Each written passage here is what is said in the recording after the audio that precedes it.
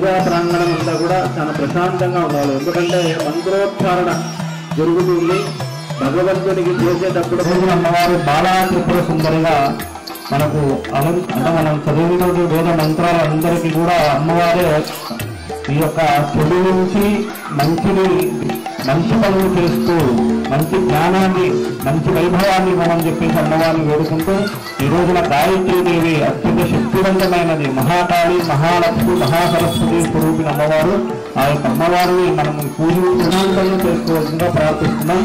తదనుత్పన్న కలశారాధనం కలిసి చెంబులోకి ఇది మైకి దృశ్య కలశస్యోపరిహస్తో నిధాయ కలశస్యోపరిహస్తో నిధాయ చేయండి. చేతి పట్టుకున్నట్ల ఓం కలశస్సు ముఖ్య సంధ్యాలు ప్రథమా కృత మూలచతుర్శుద్ధ బ్రహ్మదేవాదేవాదేవాదేవం కలిశోకేనా పూజలు కూడా అమ్మవారి మీద నీళ్ళు కదండి. దేవం సంప్రోక్ష్య ఆత్మానంద సంప్రోక్ష్య దీని కలుపుకోండి. పూజా ద్రవ్యాన్ని సంప్రోక్ష్య వాహయామి ఓం వాహయామి ఓం వాహయామి ఎక్కువ అవుతుంది. కుటుంబ తలంబ్రాలు కూడా తీసుకుంటే వస్తాను. 2-3 గింజలు వెళ్ళాలి. ఓం భూమి సత్తాయి అమ్మవారిని దానం చేస్తుండాలి. ఓం శ్రీ అష్టశ్రీ గాయత్రి కూడా గట్టిగా బ్రహ్మణే నారాయణమూర్తిగా నీళ్ళు చూడాలని శరణాగత ధీనాథ పరిత్రాణ వరాలని సర్వత్యాది హరి పావని మాతకి महाकाली मात की, महालक्ष्मी मात की, महासरस्वती मात की, गायत्री मात की। ओम अंदर కూడా పూలు తీసుకోండి.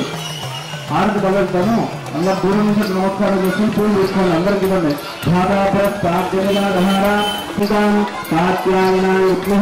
కుమారదేమహే సంయోగృష్ణోదయారే సర్వస్వరూపే సర్వేశే అనేన ఆచరిత దసరా నవరాత్రి మహోత్సవ కాలే ద్వితీయ దివసే ప్రవేశ సమయే పూజనేన భగవతి సర్వాత్మకః సర్వం శ్రీ గాయత్రి దేవత సుప్రీతః సుప్రసన్నో వరదో భవంతు. ఉతత్ఫలం జగదంబార్పణమస్తు. తులసి తెలియగా ఈ పూజలో ఎటువంటి లోపాలను మన్నించి ఈ పూజ ద్వారా పరిపూర్ణమైన అనుగ్రహాన్ని కలిగించాలని చెప్పేసి అమ్మవారికి నమస్కారం చేసుకోవాలి.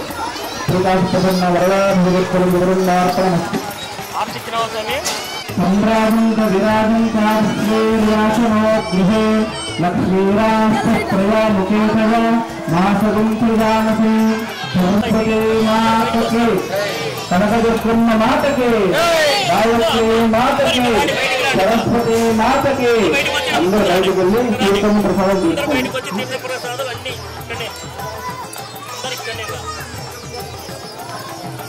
అందరూ బయటకు రావాలి.